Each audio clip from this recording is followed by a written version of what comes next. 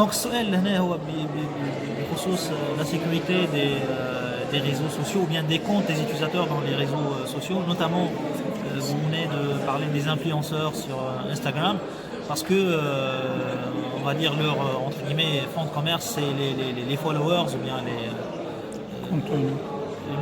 le contenu, donc ils doivent protéger plutôt leur identité, leur accès à cette plateforme, si l'on va dire. Euh, Franchement, les pratiques à suivre afin de sécuriser ces comptes, nous, on opère dans le secteur des entreprises, donc nos solutions sont orientées pour les entreprises, pas vraiment pour les utilisateurs, les end users, si l'on veut dire, mais les mêmes règles peuvent s'appliquer sur ces gens-là. C'est pas très compliqué de sécuriser son compte. On n'a pas besoin d'avoir d'autres intervenants ou bien d'autres applications pour sécuriser ça. Plutôt, c'est out of the box, c'est-à-dire que ça se trouve déjà dans les outils comme Instagram ou autre ou n'importe quelle autre plateforme. Donc il faut veiller à plusieurs choses. La première chose, la plus évidente, c'est de changer le mot de passe, c'est-à-dire on va dire avec une périodicité acceptable. Entre 3, 4, 5 mois, on peut faire ça, donc changer le mot de passe de son compte. Il faut le protéger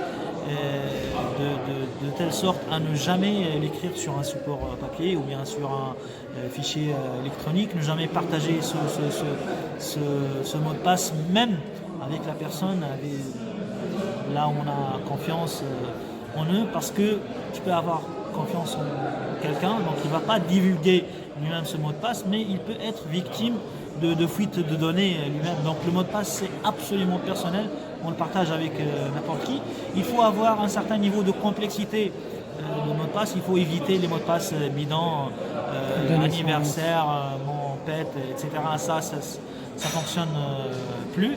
Il faut éviter aussi les mots de passe dictionnaires, c'est-à-dire les mots de passe courants des équipes sportives, je ne sais pas quoi. Donc tout ça, un hacker peut le trouver en quelques secondes à travers un moteur d'essai.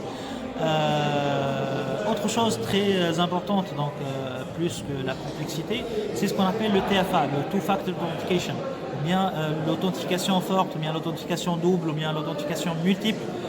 C'est ouvert, c'est donné à n'importe qui, c'est pas payant, c'est gratuit. Par exemple, Google Authenticate, tu peux sécuriser tous tes comptes, que ce soit des comptes sur des plateformes de réseaux sociaux, ou bien même tes accès pour ton compte bancaire ou autre. Donc tu peux sécuriser ça avec Google Authenticate. C'est une application comme n'importe quelle autre authentification, ça ne nécessite pas vraiment beaucoup de connaissances afin de configurer ça. Et comme ça, vous êtes très sûr que vous êtes l'unique personne qui puisse avoir accès à vos plateformes. Et comme ça, vous pouvez garder en sécurité vos plateformes. Voilà. Bonjour, Ayoub Djebar, responsable technique chez Veritas.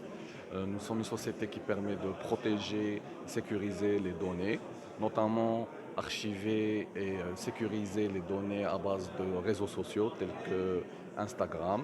Bien sûr, ce sont des données qui bouffent et consomment énormément en termes de photos, de vidéos et de données.